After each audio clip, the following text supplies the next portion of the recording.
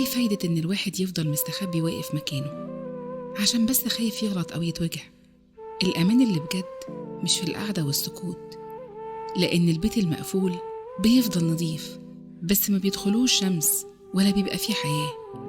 الوجع والخبطات اللي بناخدها من الدنيا هي اللي بتخلينا أقوى وأفهم، ومن غيرها هنفضل مجرد نسخة باهتة مش عايشة بجد.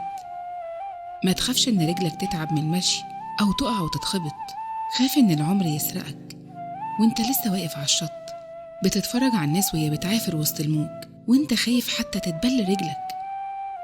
صدق إن اللي جاي دايما أحلى، وكل خبطة هي خطوة بتقربك لنسخة أجمل وأنجح من نفسك.